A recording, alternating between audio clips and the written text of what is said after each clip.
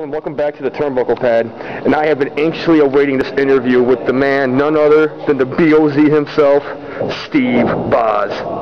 Steve, thank you for taking this time out to talk with us. No problem. We're just getting ready, as you can see. Big show here at the Irish American Heritage Center. We do it every year. It's a fundraiser we do for the Windy City Traveling Baseball Team. It's going to be a great night. There's going to be probably about 900 to 1,000 people here today. Man, you do it big, huh? Hey, it's the last show of the year for CSW. It's kind of like our Christmas party. We'll do it up as big as we can. Now, Steve, one of the questions that I've always wanted to ask you, because you're a unique case among most people in this business, you've trained 75% of the people in the business today, correct?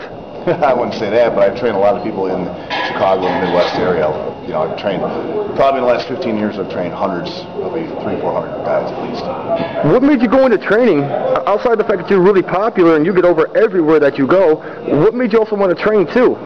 I kind of just got grandfathered in it. The home company I started with, basically the trainer left. I just started training because I love the business. This is what I do. It's 24/7. You know, I'm in the gym every day. I'm eating. I wrestle every weekend. It's just what I do. And I try to pass it out. I guess I do it now to pass on what I've learned, to teach the guys the correct way of how to pro wrestle, I guess, 90s style. How long have you been in the business now? I've been in the business 18 years now. I started when I was a teenager. Wow. 55 pounds soaking wet. What made you want to get in the business? I mean, what made you wake up one day and say, I want to be a wrestler? You know what? I watched the business my entire life.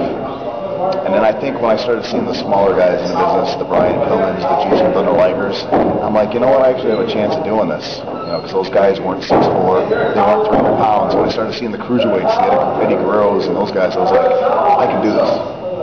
Well, you said you watched it this long, you said you want to do it. What were the inspirations? Who were your favorites that made you really want to emulate?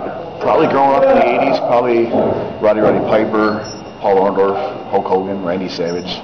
I like the tag teams. I like the Demolitions, the Road Warriors. Those were the guys I grew up watching. Well, considering you've been around for such a long time, what do you like about the business now as opposed to the way it was when you first got into it?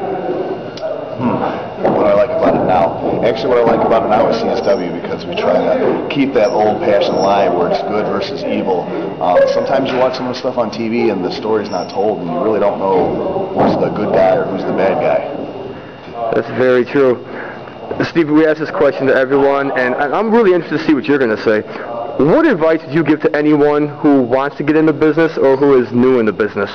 Okay, the best advice I could give you in this business, if you're going to get in business, look like a wrestler. You don't have to be a bodybuilder, but train, tan, eat right, work out, look like a wrestler. If you look like somebody in the crowd, in my eyes, and a lot of old school promoters, you belong in the crowd. Steve, one last final question. We got to know, what's next in store for the B-O-Z? As you know, CSW, we're growing. We're going to start running about 3 or 4 towns, starting January 11. And we got a lot of good stuff. We got, you know, Seder Manias from Fan to Friend with Hulk Hogan. We got the reality show with Jimmy Hart. A lot of stuff cooking.